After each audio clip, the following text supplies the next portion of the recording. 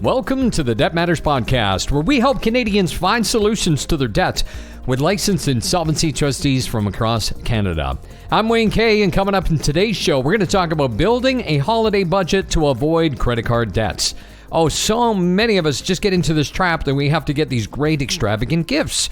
It is not true. So how do you make a budget that will go further? And we want you to avoid going over that budget, even though you see something and you say, oh, I've got to have that. If you do go over your budget, what are some alternatives to putting the extras on a credit card? And how do you set yourself up for success in 2024? To help me out today, Daniel Maksymchak with LC Taylor, licensed insolvency trustee in Winnipeg, is my guest. He joins me. Hi there, Daniel. Hi, Wayne. Happy holidays. Yeah, and you too. How's it going?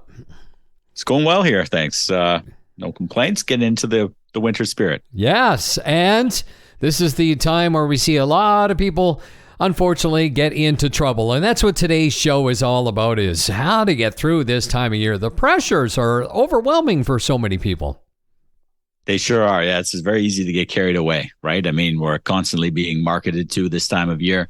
Buy. And it's easy to get swept up in that and spend more than you intended to. Yeah. So what's your advice to, I mean, you obviously have to think about this ahead of time. Might be too late at this point to start thinking about a budget for Christmas. It might be. Yeah. I mean, at this point, mid-December here, we're talking, people have started their spending. They've started thinking about what they're going to spend. But I mean, it's better to have a budget now than not at all, right? You've picked up some things. You have a sense of what you're going to spend on certain things. Compare that to what you actually spent and see how much room you have left and cut yourself off, for lack of a better word. If you've already reached what you think you can afford, right? Don't get caught up in the marketing and the pressure to spend, as you said. I remember one time I was at a big box store in the United States, and this was probably right around Christmas time, and I overheard a conversation of an older gentleman saying that he had put $5,000. He'd spent $5,000 on his family, putting it all on credit card, and then he was already worried about what he was going to do in January. And I thought, that's a big deal. That's a big number. That's a lot of money to be sending on loving gifts. Yeah, it sure is, right? And that's something that you're going to be paying for a long time. I mean, this individual, it sounds like they put it on a credit card because they didn't have the cash on hand, obviously, and they were worried about being able to pay it off afterwards, which indicates that they spent more than they can afford, right? Mm-hmm. And at credit card interest rates, that $5,000, I mean, at 30%, depending on how fast the person can pay it off, he's going to be paying, $1,500 a year just in interest on that one Christmas worth of spending. Yeah. So how do you go about creating a budget for holiday spending? Well, I mean, it's best to start early as you can, right? Set out what you think you're going to be spending over the holiday season that you don't normally spend in a given month or a given time of year, right? So consider the big picture, not just the gifts, but you're also going to have potentially food, extra meal costs that you wouldn't have otherwise. Maybe there's some travel that you're going to be spending money on to gather with loved ones or other events that you wish to attend, and try and get a sense of what these things are going to cost and what you can afford to contribute to these things, right? So you set up your budget, try and put a number on your gift spending per person, ideally, if you can, a sense of what you're going to spend on food, travel, those other kind of expenses. And then, make sure it's something that you can afford. And if you have that money to spend what you intended to, then that's great. Just make sure you stick to that budget that you've set. If it's too high relative to your income or what you can afford, then you might have to look at those categories and see where you can dial things down to an amount that you're going to afford. Because as we've talked about, if you spend more than you can afford, there's going to be pain that lasts well beyond the holiday season, unfortunately. Mm-hmm. And that makes it difficult because so many Canadians, according to the stats, are already at a very high debt level, and this is just making it worse. Yeah, no, for sure, right? I mean, it seems to be growing. Every time there's a report out, it seems like the indebtedness is growing. And, I'm sure that's not going to change following the holiday season here with, as you said, the pressures to spend, right? And you just got to, it comes down to an element of self-control, but also, sticking to that first budget at first. You can't control yourself to continue to keep within that budget if you don't know how much you're spending and how much you can afford to spend this time of year.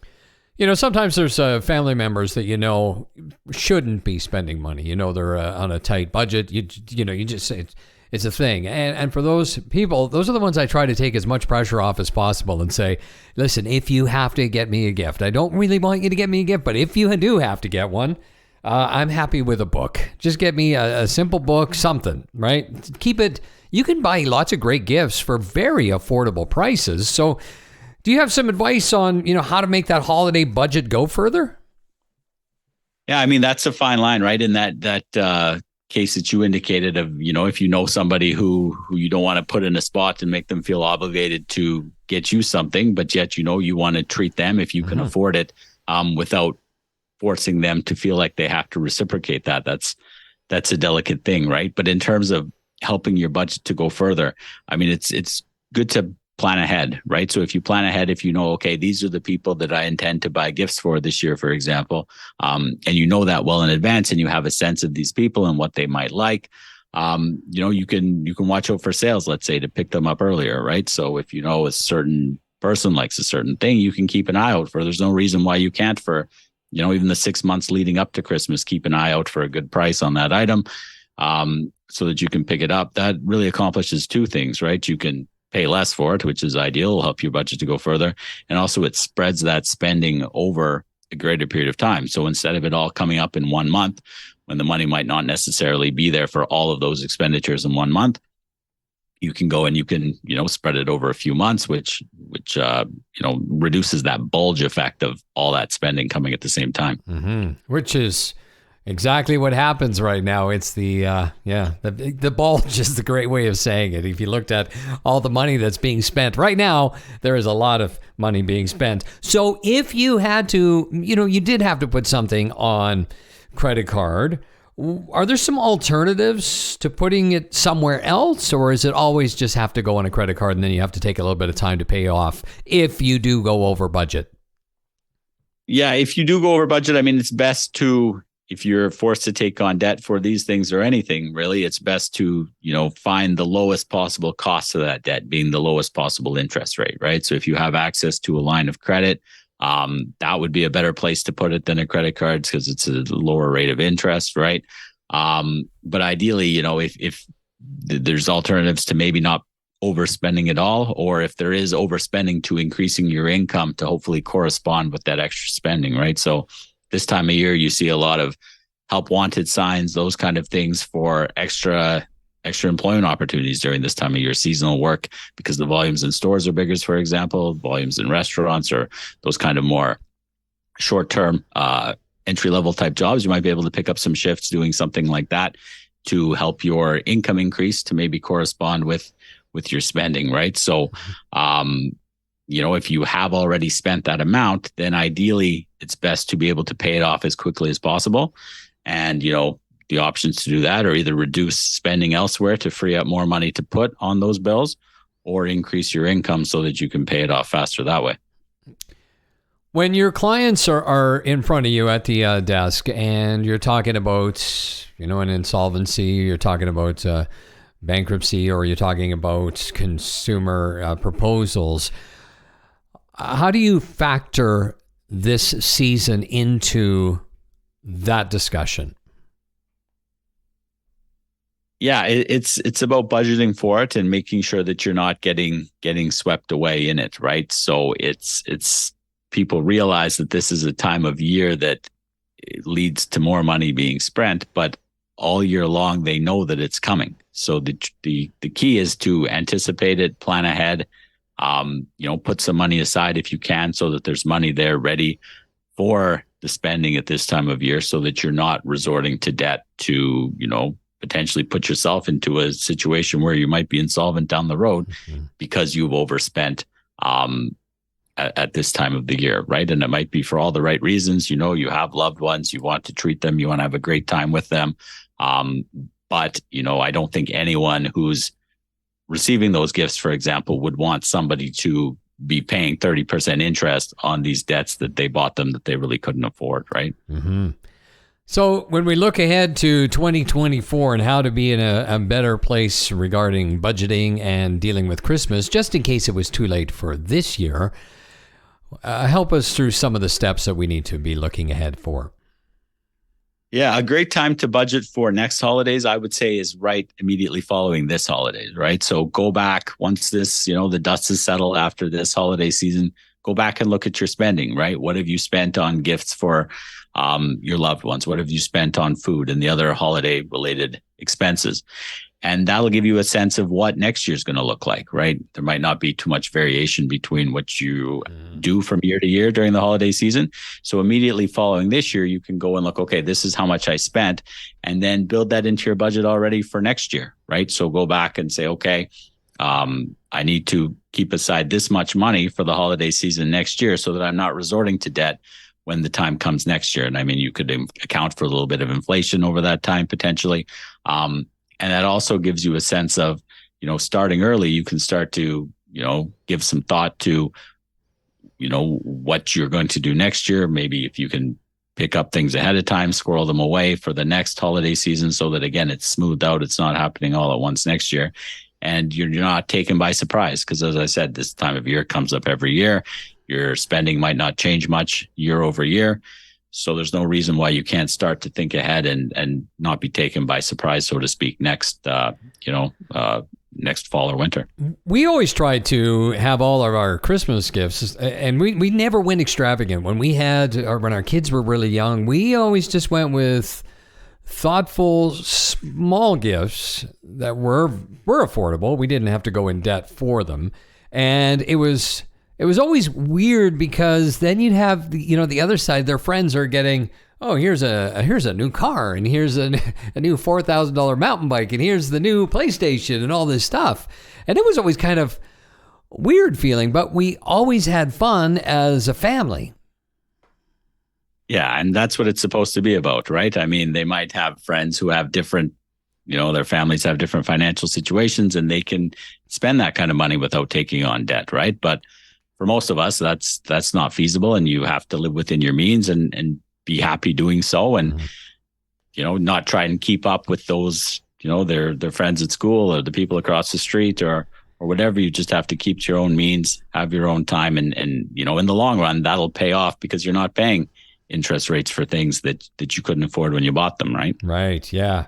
And now we can spend more because they're grown and you get into a better situation once the kids are out of the house. It doesn't cost you as much, so it's funny how things have come along. Here's another thing that also we do, and I'm sure you do it as well, and I think a lot of people do this, is they save their points on their cards. We got the PC cards.